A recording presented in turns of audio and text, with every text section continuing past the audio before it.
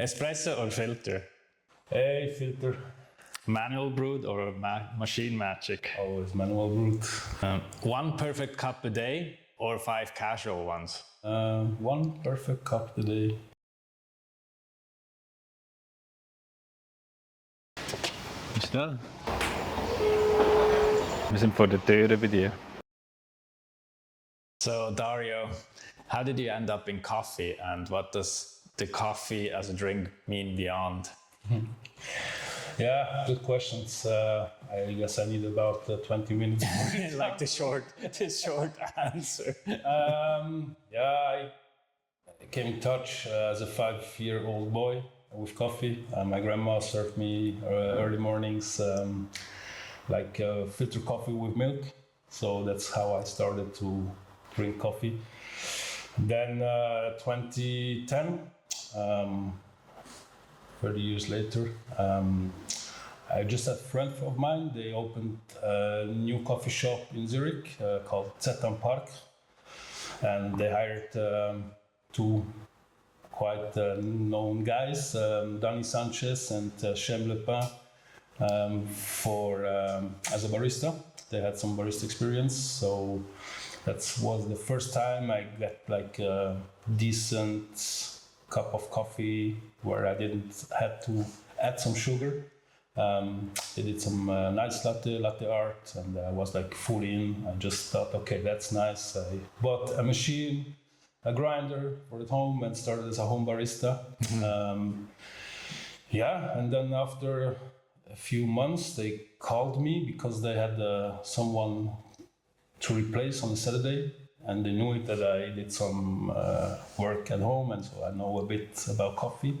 So I jumped in on a Saturday, and I did the whole day cappuccinos and espressos, and I just had really fun, and was really nice to serve people with good coffee, and daily you got a lot of compliments about the art and the craft you did. So so it ends up that I quit my job, my corporate job, to become a barista at that time, and family, friends told me, "Are you fucking mad?" There's no money in coffee or something. At the time it was like, where students did this job, or no one was like, okay, I will do this like as my main job. So I started as a barista there. Then I worked over years as a barista at Café Zetan Park. Then I moved to Milchbar am Paradeplatz. That time they opened this shop with Nina Rimpel. She became Swiss champion barista a year before, and she just wanted me in her team to open this shop. So for me it was like the first step to also serve specialty coffee to the people. After 2 years I moved to OutIn, Impact Hub Zurich, and that was nice there because I could work with 2 super professionals as well. One was like Michael Monroe, is like a guy from Australia. He was here for 2 years, and he was like really a nerd about extraction and stuff. And then at Milchbar before I hired Matt Winton. Okay. He just stand in front of me between lunchtime, and it was like, "Hey, I'm Matt. I need a job." I need a job. And so I just sit down, relax. I will come to you after the lunch break and the busy hours. And then he was just waiting there for hours.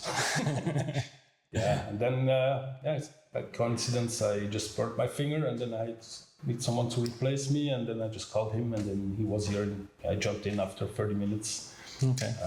And then I just took him and I brought him to OutIn as well. So we had like this cool team of baristas. So how do you choose which coffee to buy or which green coffee to buy? You have like a preference of coffees you like, or also preference what the people like. So there's always a gap, I guess, in between. Like more for commodity or for the people. I would use like a Brazilian coffee, like just nutty chocolate, some dried fruits in it. It's easy as espresso, nice with milk beverage. But yeah, the procedure is like you have like some connections to farmers, to producers, or to a trader, and then you order some, or you get some pre-shipment samples. You roast them on a sample roaster, and then you cup the coffees in a cupping procedure, and then you just decide which one matches for yourself and for your idea. So you mainly buy the coffee you like for yourself? It's a business in the end, so I have to buy the coffees that my customer like, and this is also the idea. That it's like roasting or just produce coffee for the people and what they like. So yeah, and for my choose that coffees that I like, I can choose then the fancy ones that we sell as a special filter or a special. Okay. But in the end, it's like we have to survive and do something what people love to buy in the end. Good. 1 second, I have my green coffee arriving right now.